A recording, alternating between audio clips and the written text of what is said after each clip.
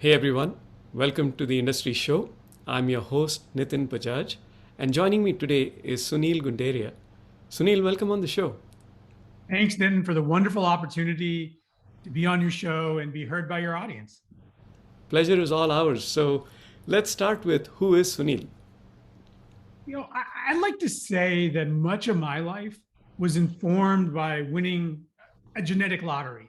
And what I mean by that was that, I was fortunate to be born to educated Indian parents Mhm. who took a risk with only a few dollars in their pocket to move to the US, provide new opportunities for their children.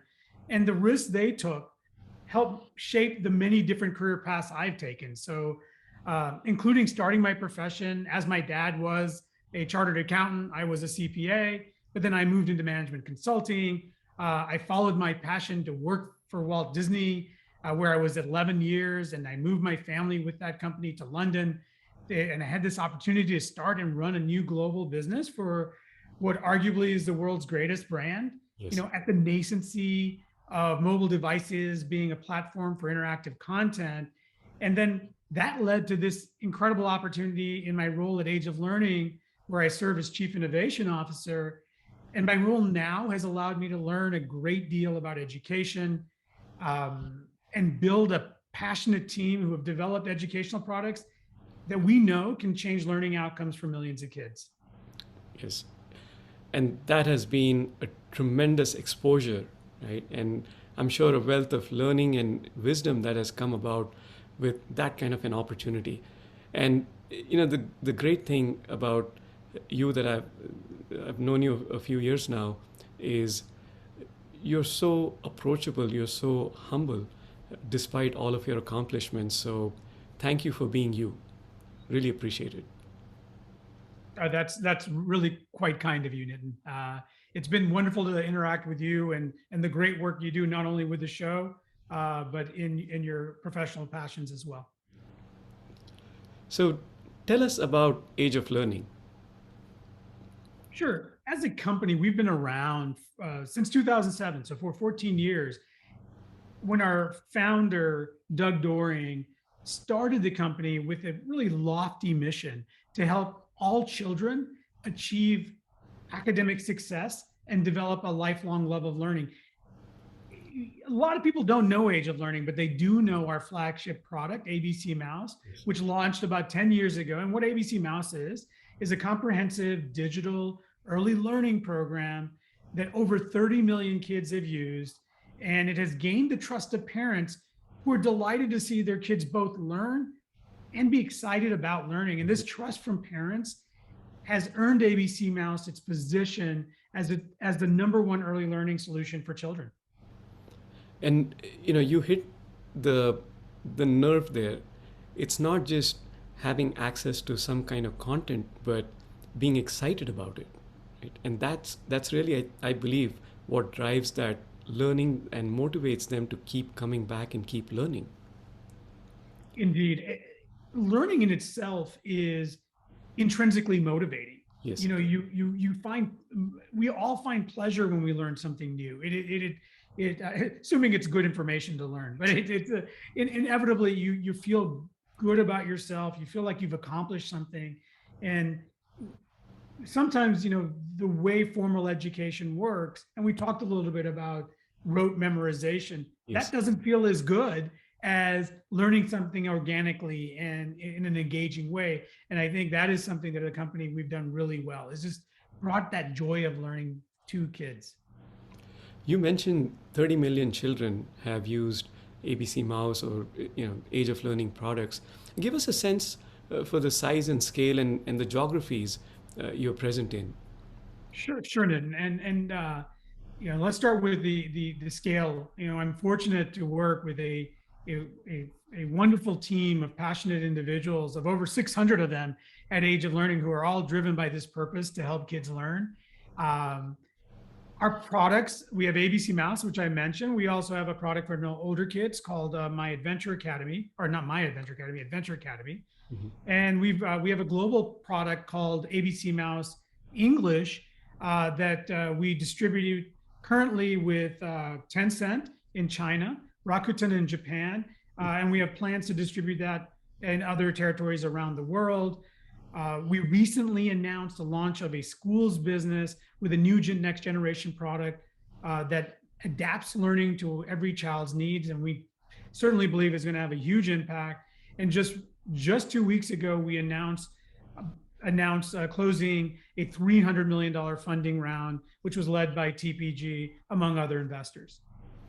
And those are amazing numbers. And again, congratulations on that close. Thank you. Thank you very much. Not that, there was any validation needed, but there it is, right? And I think given what has already been accomplished, I think it's still kind of the early days of where Age of Learning can be as an organization, and for that impact that you will continue to create.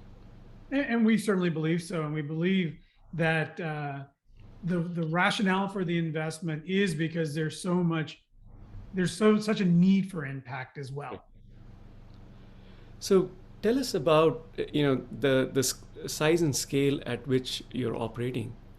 One, who's your ideal customer? I mean, the end user, of course, is the child, but do you look at the customer as a separate, you're going to schools, are you going to parents, are you going to other organizations? Who are you thinking of when you define your customer? Sure. In thinking about our customer, we center it on the impact that we want to have. And the impact is on the child as a learner. But we look at the customer journey or learning, and certainly for a child, as something that involves an ecosystem. And that ecosystem, as I mentioned, we're launching in schools, includes teachers. And for our product that might be sold like ABC Mouses, which is primarily sold to parents at home, it's the parent.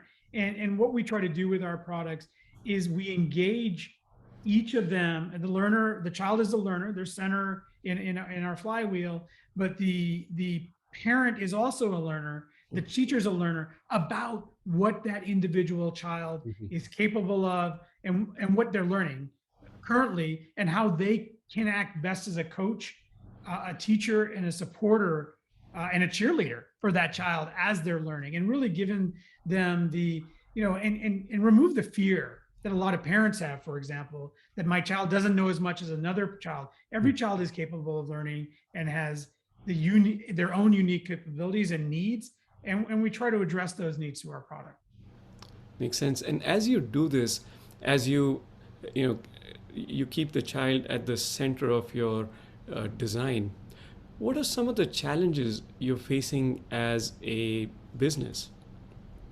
Yeah, let me flip the question a bit, if you don't mind. Sure. It's not a business challenge that we're really tackling. What we're tackling is a societal challenge. And even if you look at what happens pre-pandemic, or look at the stats pre-pandemic, in the US, over 60% of our kids by 4th grade are not achieving proficiency in math or literacy. For our kids from lower income families, the stats are even worse. It's 75%, are not achieving proficiency. And the costs are real. For example, kids who do not achieve proficiency in reading by the time they're in 4th grade, they're 4 times as likely to drop out of high school, and they average 34% less in lifetime earnings. And if you think about this from a macroeconomic perspective or GDP perspective, the achievement gap between high and low income students. So a lot of this is determined by equity and your parents' well-being. The cost to the US economy is nearly $500 billion a year. So 3% of the GDP is lost because we're not doing the job we need to get our kids to proficiency by the time they're in 4th grade. And if you take that problem and look at the cost globally, it's 600 million kids globally not achieving proficiency. So the challenge is, and that we all are facing, is this huge loss in human potential. Yes. that needs to be addressed. And I love that context. I love that mission. And in that context, having that validation and the 600 people and that team and that force that is coming at it, it's amazing to hear and see that we are addressing this huge problem that's not going away anytime soon, unfortunately. Yeah, we, you know, looking at the importance of what we, and it's what brings kind of joy in our work, is that doing meaningful things. And you know, we're at this age where, you know, you see this great convergence of and availability of technology and content, and what we just need is the kind of unification in terms of like, this is a problem that needs to be solved, and you know, and let's go do it. Sunil, for someone who doesn't maybe know about Age of Learning or ABC Mouse, can you help us get a sense for the kind of content and the amount of content that's available on the platform? Sure. For ABC Mouse itself, as I mentioned, it's a comprehensive platform. So we cover reading and math and social sciences and science, and it's a platform for 3 to 8 year olds with over 10,000 learning activities on it. Adventure Academy, which I mentioned, has another several thousand learning activities on that, and that's targeted at 8 to 11 year olds. But we're not a company to sit on our laurels, and both of these products are fantastic. What we're really excited about as well, and it's specifically to address this problem that I talked about in terms of getting kids to proficiency, is what we call our personalized mastery and mastery learning system or platform. We've started with a math product that takes a child from no knowledge of math to be able to add and subtract 3-digit numbers, which typically is a end of second grade, early third grade skill, and it does this by individualizing instruction to every child's unique needs, and letting them and tailoring a personalized learning path through the content they need. So it's mastery based. It's not about you got a grade. It's you need to learn this and you can learn this. Just the context that we provide lets them learn it at their own time. It provides teachers real-time data on how their kid is how a child or a student is performing in their classroom, or to a parent, so they know exactly where their kid is, what they're learning next, and how they can best support that learning for that child's unique needs. That is amazing. I think it takes off a lot of the stress and the pressure that typically is on the child, where they feel that they're not, the peer pressure or the pressure from the parents or the teachers, where they can go into this platform and learn at their own pace, like you said. And also for teachers and parents to come in and say, this is where the child needs help. And they can come in and add value instead of, comparing and putting additional pressure. So I love that. Yeah, and you nailed it, Neaton. It's very much about providing the data that's needed and making it our responsibility as adults to create experiences for kids that provide them context for the learning. And that's the other thing. The platform that we've developed for math is game-based learning. And why we use games is because it allowed us to provide a scenario for the kids, which is relatable to them. It becomes like a problem to solve versus just notation, just numbers. Yes. It's like, I want to do this because I want to help these characters achieve what they're trying to achieve in the game. And it's okay if I don't get it right the first time. Yeah. And we've constructed the mechanics themselves that we scaffold feedback. So if you can imagine instruction, it has direct instruction, similar to what a teacher would do, but through a game-based interface. But what we've added to it is something that is really what we feel is a big part of the magic, is that we provide real-time formative feedback to a child. So, you can get something wrong, but when you get it wrong, rather than say you're wrong, here's your grade, you get an F or you get a C or a D, it's like, here's a little help. Remember when you learned this thing, you try to apply that to this situation, and then giving the child time to process that and bring together in their head what they've previously learned and apply that to this new novel situation. And it's okay if you don't get it right. You will get it right. So we give you the opportunity to say, I might not know this. It's not that I can't learn this. I just don't know it now. And all I have to do is apply myself and take the time and the patience and persist in my learning activity, and I'll get this, and I can master this, and I can master the next thing. And it's really great. It really helps a child develop their identity that I'm a learner and I'm capable of learning anything. I love what you said, allowing the child to get that attitude that I'm a learner. I think that's the most important takeaway for me, is because if you are willing to learn, nothing is impossible. Indeed, and that you have the confidence that you can learn, Yes. right? And it's talked about a lot, the idea of growth mindset and grit. Our systems need to support that and think about the social and emotional aspects of learning, or the behavioral aspects that make learning fun, because like as we talked about at the beginning, it is intrinsically motivating to learn, and we just need to bring that back into our educational systems. So true. So Sunil, as we look at this, it makes me wonder and think about what is the opportunity that you're looking at as an organization, but also you talked about this big mission, this big vision, which is really exciting. How do you focus and target on that one big opportunity?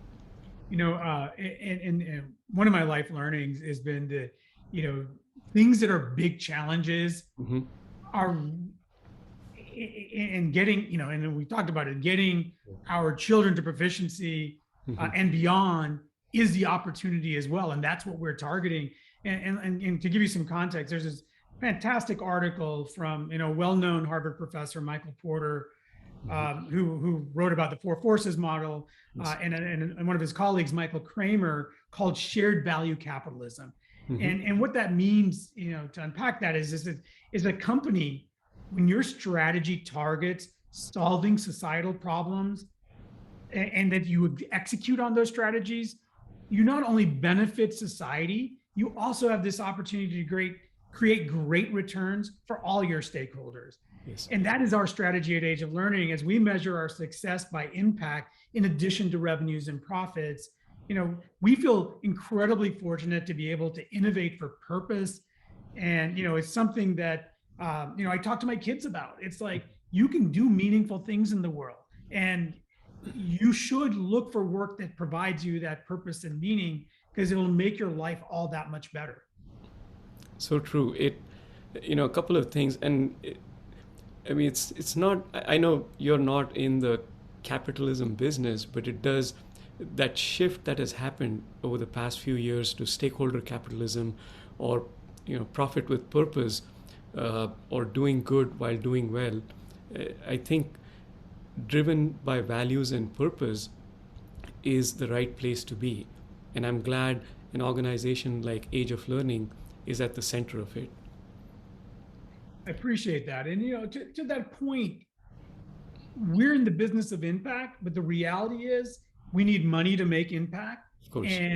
And so aligning a company's strategy to solving problems, creating that impact, and creating returns allows us to reinvest money so we can even make greater impacts and continue developing better products. We know, from design, and you see that everywhere, is that iterating is really important. We're not perfect. We're not going to get it right the first time, but we're going to move the needle, and we'll continue to move the needle by gathering the data, gathering additional data, iterating and experimenting more, and continuing to build better results and get better results. And that is it's a fantastic thing that working as a for-profit allows you to do. You can take a lot more risk, and sometimes I know working in the nonprofit world, it's difficult. It's difficult to get capital to fund innovation, and capitalism itself allows for the funding of innovation that otherwise might not be funded. So true. Sunil, if we look back in the rearview mirror, what is a lesson learned or a success story that you're really proud of that you want to share with us? Yeah, I talked a little bit about the this personalized mastery learning Mhm. platform that we've been developing and that how we recently launched into the school. Well, last year during the part of the pandemic, we're talking September, October, Mhm. we started several pilots with schools and with this My Math Academy product. And one of the pilots we did was in a border town in Harlingen, Texas. Mm. And you've heard the national story. We all hear the national story is about learning loss and learning gaps, Mhm. especially in math, especially among kids from low social economic backgrounds. And what we found in Harlingen is that we did this pilot with young students there, many of whom have been classified at risk because of their families living, below the poverty line. Mhm. They used our product, their teachers used our product, and because of this, they flourished and they achieved amazing results that were 2 and 3 times what they started with. And this was all during the pandemic.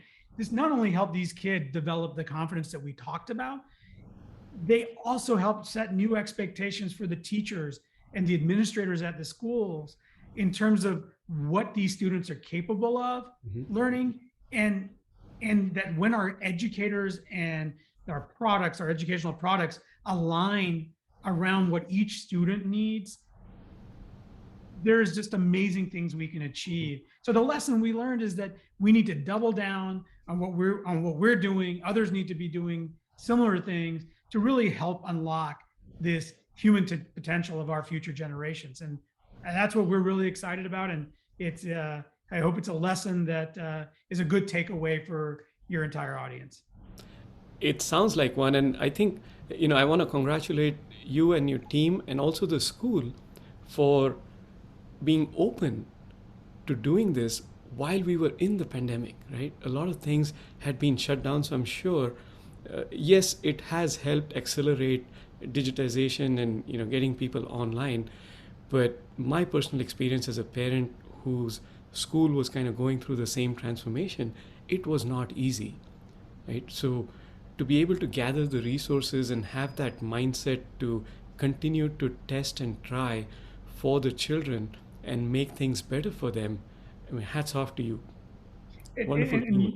you hit it on the head. It's hats off to the educators who, despite the challenges that these, they were having it, in their own lives, they were having with their schools, bringing in, testing a new product that had not been tested by them before because they believed in the potential of their students. Mhm. And they didn't want to say, we just want to do the minimum. We want to do more, that our students deserve more.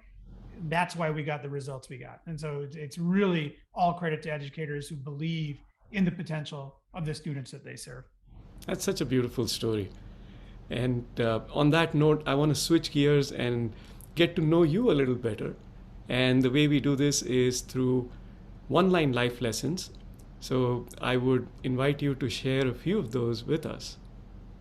Happy to do so. And I thought a lot about this, and you mentioned one of them. And one a life lessons that I walk around with all the time, and I tell my kids about, and I can tell anybody: do well by doing good. It is just something that is it's amazing when you can put those two things together. Another one I like to think about is that in every challenge there is an opportunity. Mhm. I've heard this from some other guests and you've had in the past in different ways, but hire people who are smarter than you. Yes. We build things not because of only what we know, but there are a lot of people that bring great ideas to the table and try to bring all of those ideas to the table to solve the bigger problems that we try to solve. Always ask the question, why? Mhm. Walk around in the world and say, why do things exist? Why are they like this? And hopefully that triggers, how can they be better? Mhm. And the final one I have, that I try to uh, keep in my heart all the time is, persist when Mhm. faced with adversity. Yes. And I love all of them, obviously, but the last two are especially close to my heart. And I think they're very relevant for the work you do, not just with Age of Learning, but within that, with being the spearhead for innovation, right? Keep asking the why and keep having that curiosity to keep pushing that envelope. And, uh, and as you know better than anyone else, living at the edge and innovating, you have to keep persisting. You have to be relentless. You have to, you will be facing challenges which I'm sure you face multiple times a day, but you have to keep moving in the right direction. You learn from failure, you learn from being wrong, and you learn from finding new solutions that are going to get you to right. And Sunil, this has been an absolute pleasure. Thank you for making the time and sharing your journey with us. We would love to have you back on and see how you're deploying the little bit of change that you've got over the past few weeks and see what newer heights you're achieving and how you continue to help children learn and make this exciting for them. the pleasure is mine, and it's been great to be able to share our story with you. So thank you, Nitin. Thank you so much.